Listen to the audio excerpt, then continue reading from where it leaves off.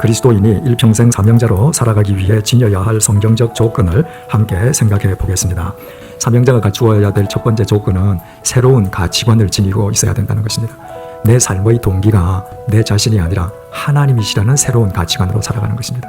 모든 인간에게 있어서 삶의 동기는 자기 자신이거든요. 그러나 우리가 그리스도인으로 사명자로 살아간다고 하는 것은 내 삶의 동기가 더 이상 내가 아니라 하나님이시라는 가치관을 가지고 살기 시작하는 것을 뜻합니다. 빌립보서 3장 1절에서 9절을 하면 바울이 로마의 지하 감옥 속에서 빌립보 교인들에게 보낸 편지거든요.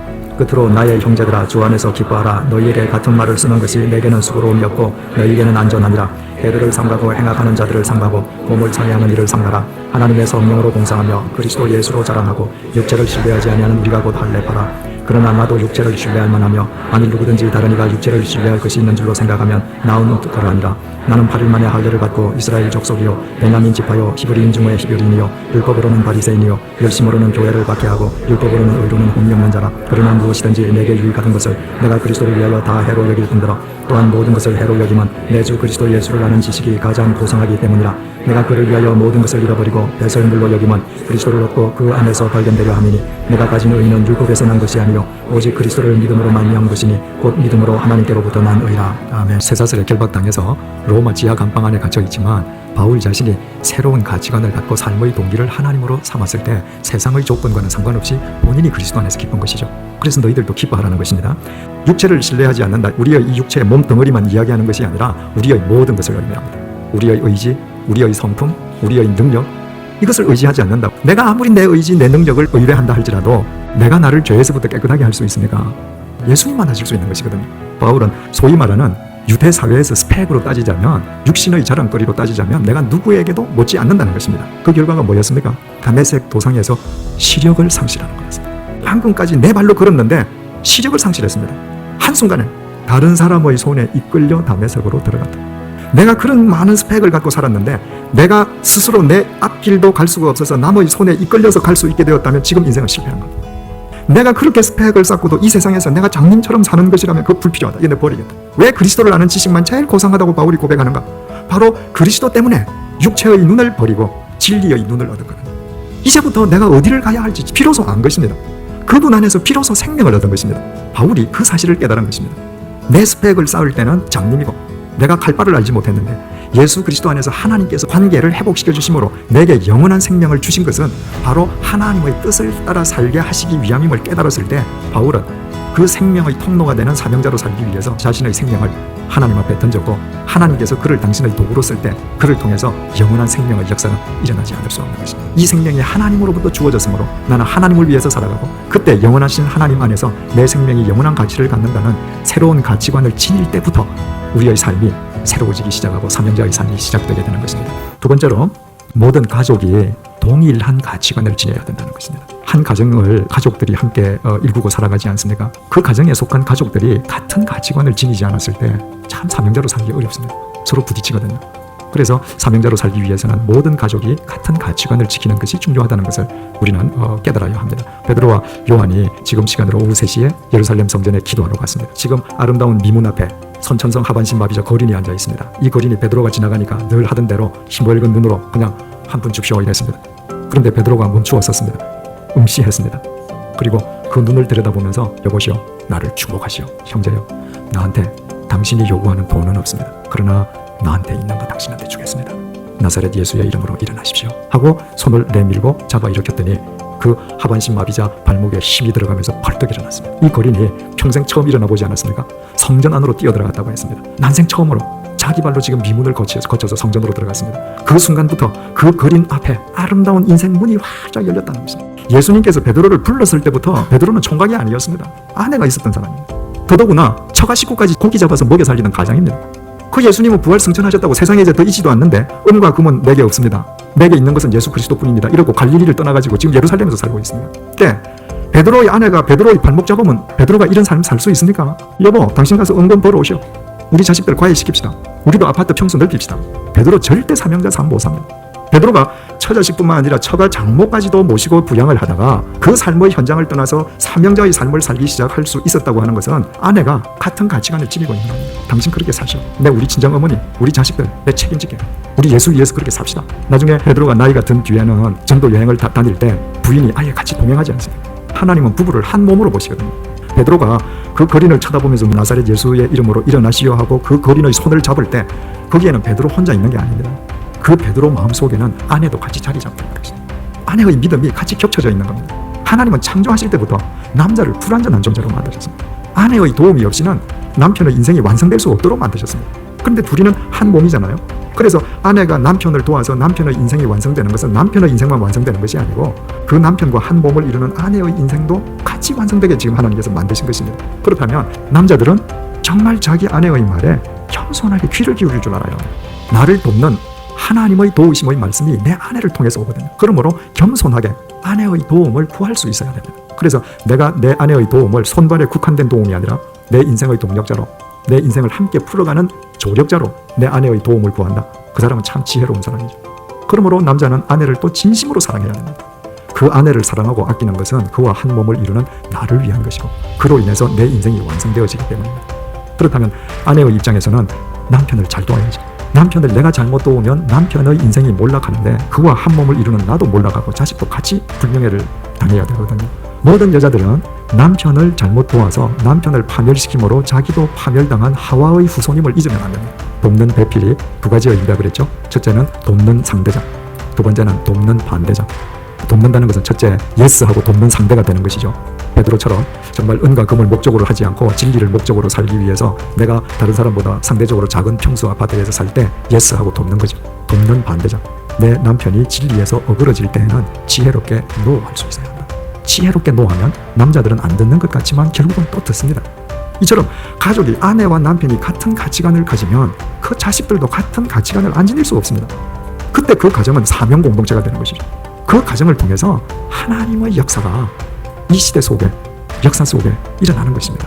그래서 모든 가족이 동일한 가치관을 지닌다는 것은 참으로 중요한 일이 되는 것이죠. 세 번째, 사명자가 되기 위해서 갖추어야 될 조건이 있다면 하루라도 빨리 사명자로 살아야 한다. 청년들은 청년 시절부터 사명자로 살아야 하는 것이죠. 내 살 거 다 살고 마지막 날 내가 사명자로 살아야지 절대 못 삽니다. 내일 하는 사람은 마지막 날 되어도 내일 하거든요. 젊은이는 가장 생명이 왕성할 때입니다. 가장 생명이 왕성한 사람들이 사회의 죽음의 병리를 치우더라. 기성세대가 사회의 불의를 없앨 수 있는가? 참 어렵습니다. 왜냐하면 이미 젖어 있거든요. 가장 생명이 왕성할 때부터 자기의 생명을 생명의 통로로 갈무리할 줄 아는 사람만 사명자로 살아갈 수 있다는 것이죠. 베드로, 바울 다 생명이 왕성할 때부터 생명의 통로인 사명자로 살기 시작하지 않습니까? 내 생명이 가장 왕성할 때부터 내가 이 세상의 병리 현상, 모든 죽음의 병리 현상을 내가 치워가는 사명자로 살아가야 되겠다. 그때 하나님 역사가 나를 통해 일어날 것이다. 믿음으로 그런 삶을 추구해야 되는 것이죠. 그러면 나이 드신 분은 어떻게 해야 되는가? 오늘부터라도 시작하는 것. 하루라도 빨리 시작하는 것. 하나님 안에서는 하루가 천년 같고 천년이 하루 같지 않습니까? 내가 오늘부터라도 이 사회의 죽음의 병리 현상을 내가 청소하는 사람이 되겠다고 내 주위부터 내가 그동안 잘못 저질러 온 것들을 내가 정리해 간다고 하면 하나님의 역사는 일어나는 것입니다. 오늘부터 하루라도 빨리 사명자로 살 뿐만 아니라 내 자식을 젊었을 때부터 사명자로 세워주는 부모가 되어야 되는 것이죠. 내 자식을 하나님 앞에서 사명자로 세워주는 것보다 내 자식을 더 귀하게 다루어주는 것은 없습니다. 우리가 사명자로 살아가기 위한 네 번째 조건은 모든 사람들에 대해서 철저하게 열린 마음을 지녀야 된다는 것입니다. 나와 다른 사람들에 대해서 열린 마음을 지녀야 된다는 것입니다. 초대교회 예루살렘 교회 교인들이 7명의 집사를 뽑았다고 말입니다. 시브리파 유대인이 절대 다수를 차지하는 교인들이 앉아서 최초로 7명의 집사를 뽑았는데 저는 헬라파 유대인들이 뽑히더라. 예수님께서 승천하시기 전에 땅끝까지 이르러 내 증인이 되라고 그러시지 않았습니까? 그런데도 히브리파 유대인들은 자기하고 다른 사람에게 열려있지를 못하는 겁니다. 전통적으로 히브리 땅에서 살면서 히브리 말만 하고 이방인들은 전부 다 하나님 모른다고 개로 보고 짐승으로 보고 이러던 사람이거든요. 그러니까 예수님으로부터 땅끝까지 이르러 내 증인이 되라는 명령은 받았는데 이방인과 더불어 사는 훈련이 되어 있지 않기 때문에 심정적으로 예루살렘을 못 넘어가는 것입니다. 그래서 예수님께서는 헬라파 유대인들을 초대교회의 전면에 포진시키는 것입니다. 이들로 하여금 동서남북으로 땅끝으로 향하는 길을 뚫게 만드시는 겁니다. 이 헬라파 유대인들은 어릴 때부터 자기네들하고 다른 사람들 사이에서 살면서 남의 언어로 이야기했기 때문에 나와 다른 사람과 살아가는 게 아무 문제가 없는 사람들인 것입니다. 그래서 그들이 길을 뚫고 그들이 뚫은 길을 통해서 히브리파 유대인들이 다시 따라가면서 복음을 전 세계에 전파하게 되는 것입니다. 우리가 사명자로 살아가기 위해서는 나와 다른 사람에 대해서 열려있지 않으면, 내가 사명감에 불타면 불탈수록 나는 결국은 분리주의자다, 파벌주의자다. 나 때문에 끊임없이 분열이 일어날 수밖에 없습니다. 나와 생각이 다른 사람, 나와 이념이 다른 사람, 그 다른 사람과도 내가 복음 안에서 함께 앉아서 이야기할 수 있고, 그분들을 위해서도 내가 통로가 될 수 있을 때 내가 예수 그리스도를 본받는 사명자로 살아갈 수 있게 되는 것입니다. 예수를 믿으면서 끼리끼리 모이기가 쉽습니다. 끼리끼리 모이면 당장은 편한 것 같죠. 모두에게 열려있는 헬라파 유대인이 못되면 끼리의 우물에서 벗어나지 못하고 끼리의 우물에서는 함께 썩습니다. 이 우물을 자꾸 깨어가야 합니다.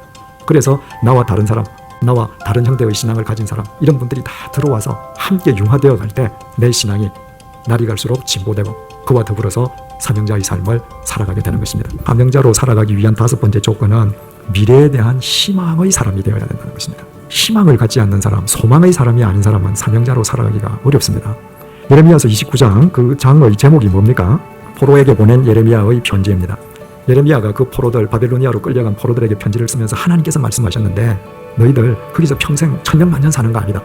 하나님께서 70년이 차면 너희들을 반드시 이곳으로, 예루살렘으로 다시 돌아오게 하신다고 말씀하신다.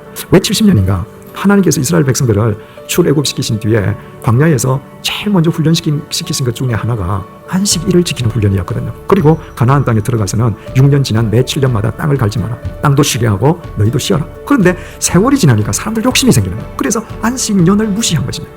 안식일도 지키지 않고 안식년도 지키지 않고, 그것이 이스라엘이 바벨로니아 왕국에 망할 때까지 출애굽에서 가나안에 들어갔을 때부터 그 기간을 따져서 하나님이 안식일과 안식년을 다 이스라엘 백성들이 어긴 날짜를 따지니까 70년이 나왔다는 것입니다. 그래서 이스라엘 백성들로 하여금 억지로 하나님의 방법으로 그 70년을 채우게끔 하시기 위해서 이스라엘 백성들을 포로로 끌려가서 거기에서 하나님과 바른 관계를 회복하도록 하셨다는 것입니다. 하나님께서 말씀하시기를 이 포로 생활을 하게 하는 것, 이거 절대 저주와 재앙이 아니다. 이 과정을 거쳐서 너희들에게 새로운 미래를 주고 새로운 희망을 주기 위함이다. 하나님께서 우리에게 어떤 과정을 거치게 하시든 그것이 끝이 아니라 우리에게 새로운 미래를 주시기 위함이거든요. 그러므로 사명자로 살아가기 위한 사람은 새로운 미래에 대한 희망을 지녀야 되는 것이죠. 똑같은 상황인데도 예레미야는 그 새로운 미래를 보고 희망을 보고 있는 것입니다. 사명자로 살아가는 사람은 내가 사명자로 살아가는데 어떤 고통과 환난이 있다 할지라도 이것이 끝이 아니고, 이것이 재앙이 아니고 저주가 아니고, 나의 이 발걸음을 통해서 하나님께서 주시려는 새로운 미래가 있다는 희망을 가질 때만 그 길을 걸어갈 수가 있고, 그런 사람을 통해서 시간과 공간을 초월해서 하나님의 역사는 일어나는 것입니다. 때로 내가 근심하는 상황이 주어졌을 때 그건 하나님 본심 아닌 겁니다. 하나님의 본심은 그 과정을 통해서 새로운 미래를 주시기 위함입니다. 하나님께서 우리를 찢으시는 것은 그것이 목적이 아니라 찢어서 고름 덩어리를 빼내시기 위함인 것이죠. 우리를 치시는 것은 그것이 목적이 아니라 다시 세우시기 위함인 것이죠. 그 미래에 대한 희망을 지니고 있을 때 우리는 어떤 상황 속에서든 주님과 함께 동행하는 사명자가 될 수 있는 것입니다. 마지막 사명자의 조건은 하나님의 심판을 믿는 사람이 되어야 된다는 것입니다. 바울이 3차 전도 여행을 끝내고 예루살렘으로 올라갔을 때 바울을 배교자로 낙인 찍은 유대인들이 바울을 죽이려고 했거든요. 천부장이 바울을 감옥에 가두는데 그 총독 벨릭스가 바울의 소문을 듣고서 불러냈습니다. 그리고는 물은 겁니다. 야, 너 예수 하는데 예수 믿는 도의 그 기독교 요체가 도대체 뭐냐? 한번 설명해봐라. 그랬더니 바울이 첫째 의, 두 번째 절제, 세 번째 장차 오는 심판을 강론했다. 의, 믿음이라고 하는 것은 하나님과 바른 관계 맺는 거다. 의다. 두 번째, 믿음은 절제다. 우리나라 말 절제는 과하게 하지 않는 거, 줄여서 하는 거잖아요. 그런데 헬라 말 제쳐버리는 겁니다. 안 하는 겁니다. 하나님과 바른 관계를 맺은 사람은 할 것은 반드시 하되 하지 말아야 될 것은 칼로 무를 자르듯이 제쳐버리는 것이죠. 바울이 누굽니까? 2000년 기독교 역사상 가장 위대한 설교자 아닙니까? 능력의 사도 아닙니까? 그런 위대한 사도 바울로부터 설교를 들었으면 펠릭스가 뭔가 좀 바뀌어야 될 거 아닙니까? 근데 첫날은 심판하니까 깜짝 놀랐다가 가라. 그리고 그 다음부터는 돈을 좀 받을까 하고 불러서 계속 얘기만 나누었지 믿지 않았습니다. 세상에 벨릭스처럼 이렇게 어리석은 사람이 있을까? 근데 이 벨릭스가 우리 자신의 모습이잖아. 우리가 평생 예수 믿으면서 의, 절제, 심판 기가 따갑도록 들었죠. 어떤 의미에서 하나님의 말씀은 이 세상에서 좀 더 성공하는 데 수단으로 전락하고 있는 거 아닙니까? 벨릭스와 우리 사이에 별 차이가 없습니다. 그 이유가 뭔가? 왜 벨릭스는 바울로부터 직접 설교를 듣고도 믿지 못했던가? 하나님의 심판을 믿는 사람만 절제할 수 있습니다. 하나님의 심판을 믿는 사람만 절제하고 하나님과 바른 관계를 유지하면서 살아가게 되는 것입니다. 학교 선생님이 다음 달 초에 우리 학기말 시험 쳐요. 선생님이 광고를 합니다. 근데 거기에 관심 없는 아이는 공부 안 합니다. 근데 선생님으로부터 그 광고를 듣는 순간부터 그 시험이 있다는 사실을 받아들이고 그 시험을 의식하는 아이만 친구하고 영어 가는 거 거절하는 겁니다. 그래서 결과가 나오게 되는 것입니다. 여러분의 생이 끝난 뒤에 여러분의 삶에 대해서 하나님이 심판하신다는 이 사실을 믿기 전까지는 이 세상에서 정말 하나님의 말씀을 쫓는 그리스도인으로 산다는 것은 거의 불가능합니다. 내가 하나님의 심판대에 선다는 것을 내가 믿을 때에만 하나님께서 주신 의가 내 삶을 통해서 열매로 귀결될 수 있게 되는 것입니다. 믿지 않는 사람에게 하나님의 심판은 멸망이지만 구원받은 그리스도인에게 하나님의 심판은 하나님의 세임하신 하나님의 상 주심이시다. 하나님께서 우리의 삶을 세임하시고 하나님께서 하나님 나라에서 상 주신다.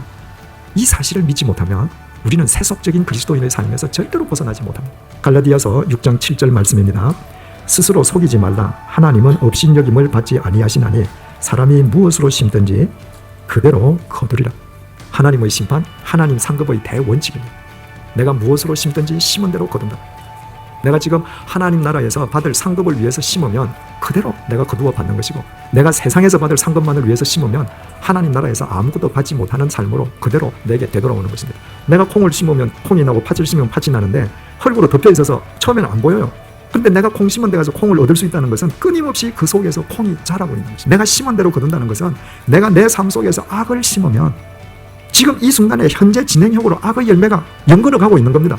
의의 열매를 심고 진리의 열매를 심고 사명자의 삶을 심어가면 현재 진행형으로 그 열매가 맺히는 것입니다. 절대로 내 삶과 동떨어져서 그날 결정되는 것이 아니라 하나님 앞에 섰을 때에 내가 어떤 상급을 받을 것인가는 지금 현재의 삶 속에서 현재 진행형으로 결정되어 가고 있는 것입니다. 이 조건이 우리의 삶 속에서 구축될 수 있는 토대는 모두 하나님의 말씀이라는 것입니다. 내가 하나님의 말씀 속에서 하나님의 말씀을 쫓지 않고는 이 조건은 절대로 갖추어지지 않습니다.